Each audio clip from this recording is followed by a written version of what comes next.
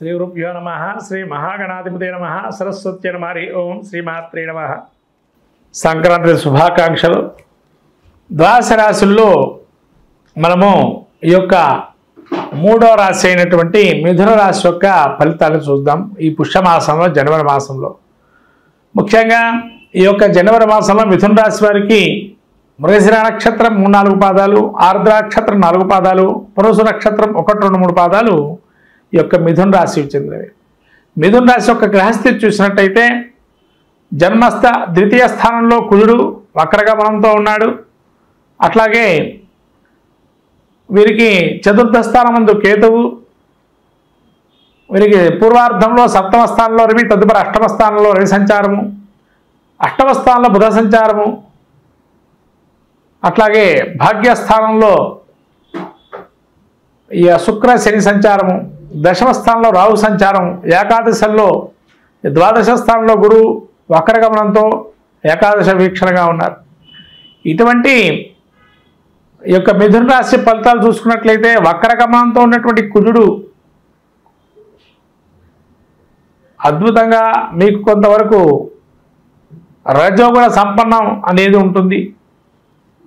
తద్వారా కార్యసాధనం చేసే అవకాశం ఎక్కువగా ఉంటుంది. రజోగుణం అంటే మిమ్మల్ని చూడంగానే భీతి పొందేటువంటి అవకాశం ఉంటుంది. తద్వారా కార్యాన్ని సాధిస్తారు అని చెప్పడం ముఖ్యమైనటువంటి విషయం.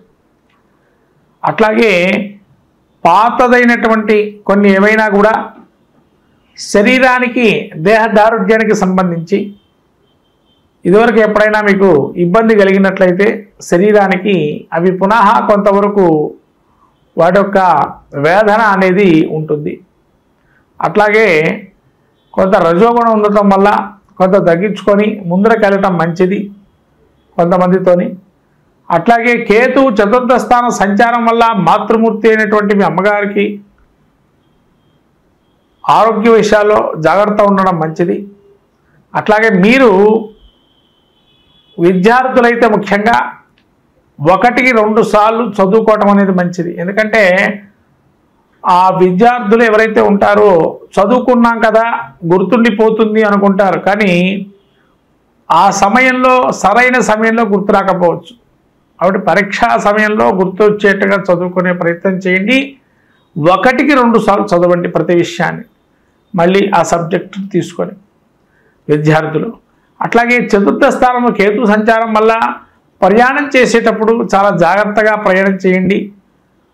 అట్లాగే ఇంట్లో ఉన్నప్పుడు కూడా కొంతవరకు మీరు బాధ్యతాయుతంగా మీ యొక్క ప్రతి అంశాన్ని కూడా నెరవేరుస్తున్నానా లేదా అనేది మనసులో ఒకసారి ఆకలింపు చేసుకోవటం మంచిది. అట్లాగే రవి అష్టమ స్థాన సంచారం వల్ల కొంత అనారోగ్యం వచ్చే అవకాశం ఉంది, కానీ మీరు జయిస్తారు. కారణం ఏంటంటే బుధుడు అష్టమ స్థానంలో ఉన్నారు. మీకు ఒకవేళ రోగం వచ్చినా దాన్ని త్వరితగతిన దాని నుంచి బయటపడతారు. అట్లా మానసికమైనటువంటి భీతి అనేది మనస్సులో ఒక చింతన భావన అనేది ఉంటుంది. ఆ చింతన భావన అనేది ఉండటం వల్ల కొంతవరకు అనారోగ్యం అనే చెప్పవచ్చు. దాన్ని కూడా విజయప్రాప్తి అంటే సమయస్ఫూర్తి ఆలోచన చేస్తూ అవతల మనిషిని నెప్పు పొందే విధంగా వాడిని ఇబ్బంది పెట్టకుండా ఎవరినైనా సమాధానం మీరు చెప్పేటప్పుడు అవతల మనిషికి నొచ్చుకోకుండా చేస్తారు. అది మీ దగ్గర ఉండేట లక్షణం ఈ యొక్క మాసంలో, పుష్యమాసంలో.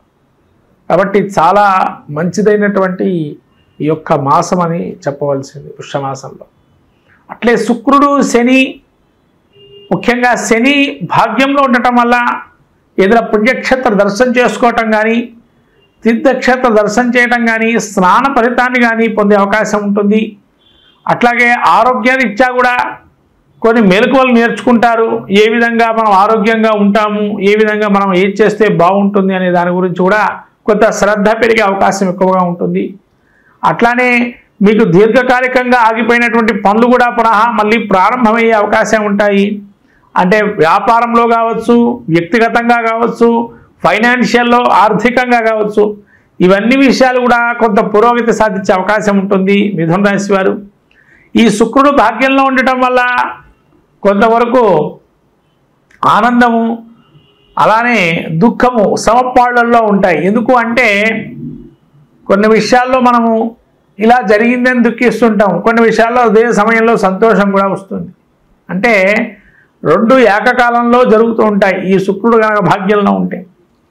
అట్లానే 10వ స్థానంలో రాహు వల్ల పని మీద ఒత్తిడి ఎక్కువ అవుతుంది. చేసేటువంటి పని విద్యార్థులు కావచ్చు, ఉద్యోగస్తులు కావచ్చు, వ్యాపారంలో ఉండేటువంటి వారు కావచ్చు, కాంపిటీషన్ అనేది వ్యాపారస్తుల్లో ఎక్కువగా కనబడుతుంది. అట్లనే రాజకీయంలో ఉండేటువంటి వారికి కూడా అద్భుతమైన కాలము.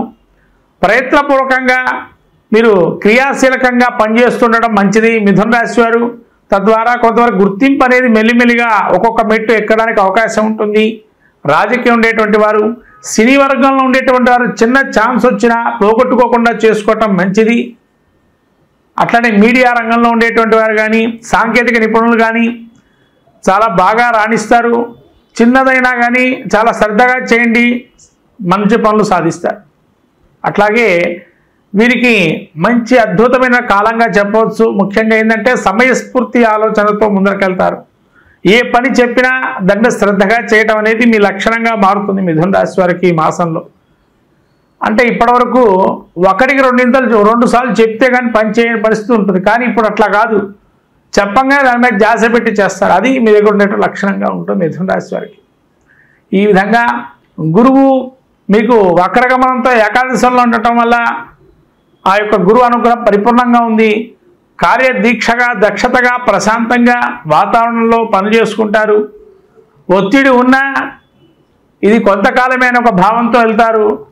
కాబట్టి ఇటువంటి గ్రహస్థితి చాలా అద్భుతంగా గోచరిస్తుంది మిథున రాశి వారికి. సంక్రాంతి తర్వాత ఈ యొక్క రవి ఎప్పుడైతే ధనుస్సు సంక్రమణం, ఈ మకర సంక్రమణం జరుగుతుందో వారికి అప్పటి నుంచి రవి బుధుల పరిపూర్ణమైన అనుగ్రహాన్ని కలిగి సూర్యుడు కూడా మీకు యోగిస్తాడు ఇక్కడ. కాబట్టి ఇటువంటి మహత్తరమైనటువంటి కాలంగా మిథున రాశి వారికి ఈ యొక్క మాసం గోచరిస్తుంది. ఈ మాసంలో ఇంకా మెరుగైన ఫలితాలు పొందాలన్నా, కొంత పరిష్కారాలు ఇంకా ఏమన్నా చేసుకోవాలి అనుకున్నట్లయితే ముఖ్యంగా దుర్గాదేవి గుడికి వెళ్ళటం, అట్లాగే మీ దగ్గరలో ఎక్కడైనా కానీ ఈ గణపతి ఆరాధన గరికతో గనక ఆరాధన చేస్తే మీ కులశ్రేష్ఠుడిగా మిమ్మల్ని తీసుకొచ్చి కుర్చీలో కూర్చోబెట్టి మిమ్మల్ని ఆరాధించే తత్వంలో ఉంటారు. కాబట్టి గణపతి ఆరాధన చాలా విశేషంగా చేసుకోండి. ఈ మాసంలో ఈ యొక్క మిథున రాశి వారు గణపతి ఆరాధన చేస్తే ఖచ్చితంగా అన్ని ఫలాలు కూడా మీకు సిద్ధిస్తాయి ఈ యొక్క పుష్యమాసంలో, ఈ జనవరి మాసంలో మిథున రాశి వారికి. మొత్తం మీద ఈ ద్వాదశి రాశుల వారు ఈ సంక్రాంతికి ఏది పాటిస్తే మాకు బాగుంటుంది అనుకునే దానికి వస్తే ద్వాదశి రాశుల అందరూ కూడా సవిత్రు సూర్యనారాయణ స్వామికి ఉత్తరాయణ పుణ్యకాలంలో దానం, స్నానం, జపం, వ్రతం లాంటివి చేసుకోవటంతో కానీ, లేకపోతేనా వచ్చేటువంటి బ్రాహ్మడికి స్వయంపాక దానం ఇవ్వటము, అట్లాగే ఏదైనా బెల్లము కానీ, నువ్వులు కానీ, అట్లానే తెల్ల నువ్వులు అండి, నల్ల నువ్వులు కావు, తెల్ల నువ్వులతో చేసే పదార్థాలని ఇవ్వటం వల్ల కూడా మనకుండేటువంటి ఆరోగ్య రుగ్మతల నుంచి బయటపడతాము. అట్లానే కార్య సాఫల్యం పొందాలి అనుకున్న వారు ఎవరైతే ఉంటారో, ప్రతి విషయంలో విజయం సాధించాలి అనుకునేటువంటి వారు ఈ యొక్క సూర్యనారాయణ స్వామి ఏదైతే సంక్రాంతి రోజు వాళ్ళు శక్తి కొలది జిల్లేడు పూలు కానీ, జిల్లేడు ఆకును తీసుకొని ఆకు మీద మనకు ఏదైతే కోరిక ఉంటుందో దాన్ని ఎరుపు రంగు ఏదైనా పసుపు, ఏదైతే మన కుంకుమ మిశ్రమం కానీ, లేదా సున్నము అండ్ పసుపుని కలిపినటువంటి చూర్ణాన్ని తీసుకొని మంచిగా ఎర్రగా వచ్చేట్టుగా చేసి దానిలో సూర్యనారాయణ స్వామి బింబాన్ని దించి దానిలో మీరు కోరికని రాయటం కానీ, లేకపోతేనా మీ కోరికని చెప్పి దాన్ని స్వస్తిక్ ఆకారం కానీ, ఓంకారాన్ని కానీ రాసి ఆ సూర్యనారాయణ స్వామి బింబాన్ని దించి దానిలో ఆ సూర్యనారాయణ స్వామి అనుగ్రహాన్ని పొందటం వల్ల శత్రు జయాన్ని కూడా సూచిస్తుంది.